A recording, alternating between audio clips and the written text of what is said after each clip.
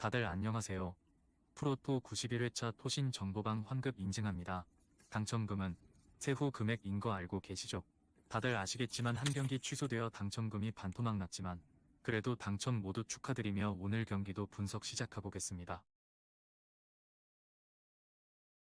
금일 첫 번째 경기 선더랜드 대 더비 카운티 분석 시작해 보겠습니다. 선더랜드는 지난 주말 원정 경기에서 와포드에 패했다. 최전방 공격수로 나선 이시도어의 골이 있었지만 원하는 승점 추가를 하지 못했다. 그래도 이번 시즌 홈 전승을 기록하며 초반 선두 경쟁을 하고 있다.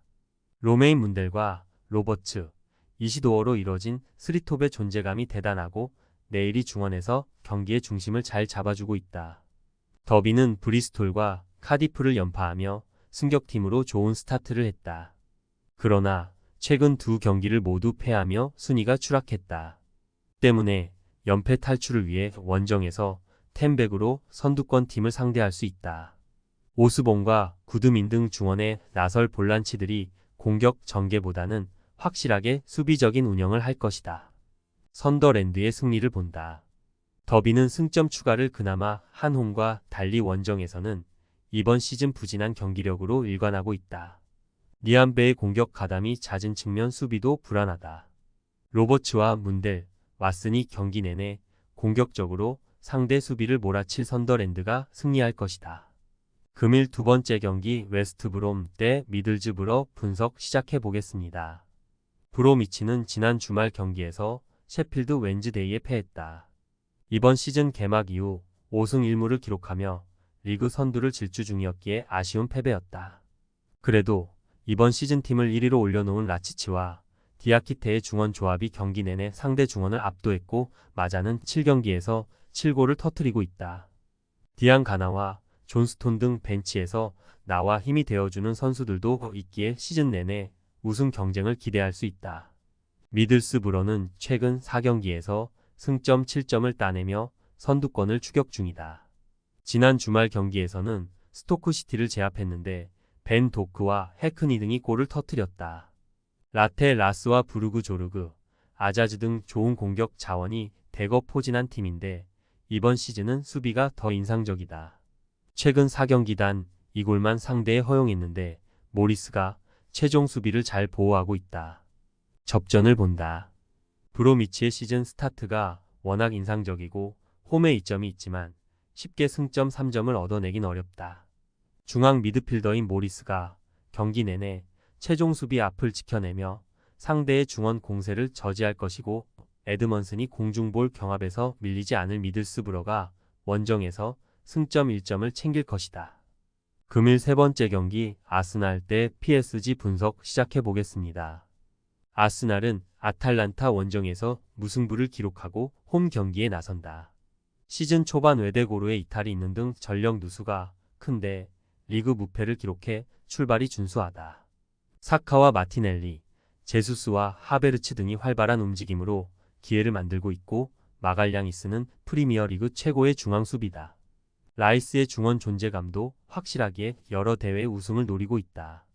파리는 직전 경기에서 지로나 상대로 고전 끝에 승리했다.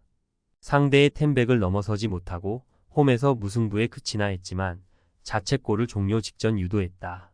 그리고 리그에서도 랭스전 무승부를 제외하면 전승을 기록하며 1위를 달리고 있다. 음바페의 공백이 느껴지지 않는데 자이르 에메리와 바르콜라, 이강인 등 젊은 재능들이 잘해주고 있다. 아스날의 승리를 본다. 파리는 네베스와 파비안 루이스의 중원을 내린 수비적 운영으로 실점하지 않으려 할 것이다. 바르콜라와 덤벨레 등 역습 마무리가 좋은 선수들도 있다. 그러나 사카와 제수스가 최전방에 나서 파초가 이끌 원정팀 수비 뒷공간을 넘어설 것이고 라이스의 중원 장악이 있을 아스날 상대로 원정 승점을 따내지 못할 것이다. 금일 네 번째 경기 PSV 대 스포르팅 분석 시작해 보겠습니다. 호베는 챔스 첫 경기에서 유벤투스에 패했다. 조이 비어만과 거스틸 등 에레디비지의 최고의 중원 조합이 나와 상대 중원과 접전을 펼쳤지만 원하는 결과를 얻지 못했다. 그래도 에레디비지의 개막 이후 전승을 기록 중인 네덜란드 최강팀이다. 최전방 공격수인 룩대용을 중심으로 노아, 랭과 틸만, 바카요코 등 해결할 수 있는 공격진이 즐비하다. 스포르팅은 포르투갈의 호벤이다. 포르투와 벤피카, 브라가 등 라이벌 팀들을 제치고 리그 1위를 질주 중인데 7전 전승을 기록 중이다. 챔스 첫 경기도 승리했는데 릴 상대로 괴커스와 데바스트의 골이 나왔다. 벤피카와 포르투에 비해 공격진 전력은 다소 떨어지지만 모리타와 히울만이 나서는 중원이 탄탄하다. 호벤의 승리를 본다. 스포르팅은 모리타와 히울만이 공격 전개보다는 수비 보호에 집중하며 실점하지 않으려 할 것이다. 그러나 호벤은 어떤 팀 상대로도 홈에서 충분히 골을 기록할 힘이 있다. 틸만과 바카요코가 측면 침투로 기회를 만들 것이고 룩 대용이 해결할 홈팀이 승리할 것이다. 금일 5번째 경기 슬로반 브라티 대 맨시티 분석 시작해 보겠습니다. 슬로반은 챔스 첫 경기에서 셀틱에 패했다.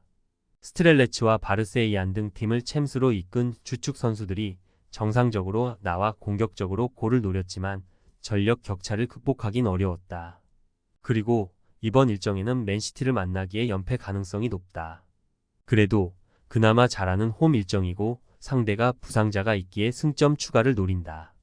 맨시티는 챔스 우승을 노리고 나선 이번 시즌인데 초반 흐름이 좋지 않다.